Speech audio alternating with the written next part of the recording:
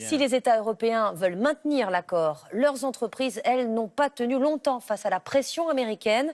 Le constructeur automobile PSA a annoncé qu'il quittait l'Iran. C'est pourtant son plus grand marché étranger en volume. PSA, après Total, les entreprises françaises ont vite cédé, pas les chinoises ni les indiennes. Pourquoi? Explication d'Arnaud Comte et Éric Mézy. Dans les rues de Téhéran, les berlines Peugeot sont partout. Mais pour combien de temps encore?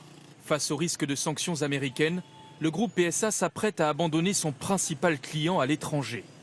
Avec 440 600 véhicules achetés l'an dernier, l'Iran est le premier marché international devant la Chine et le Royaume-Uni. Un retrait du pays serait donc un sérieux revers pour PSA qui entend cependant négocier. Avec le support du gouvernement français, le groupe PSA est en contact avec les autorités américaines pour envisager une dérogation. La France, justement, se dit aujourd'hui déterminée à défendre ses intérêts économiques.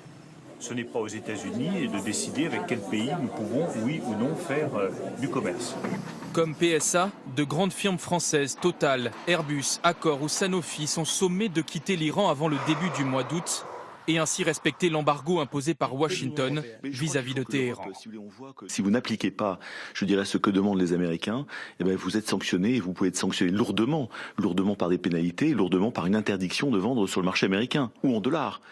Depuis 2015, la France avait misé sur ses relations commerciales avec l'Iran.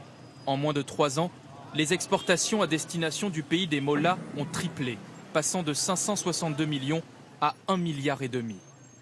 De nombreux contrats ont par ailleurs été signés dans le domaine aérien et gazier. Des contrats qui pourraient être perdus au profit de la Chine notamment. L'avantage des groupes chinois par rapport aux entreprises européennes sur le marché iranien, c'est vraiment très clairement le fait qu'ils sont adossés à des banques chinoises, souvent publiques, qui n'ont pas d'intérêt aux États-Unis.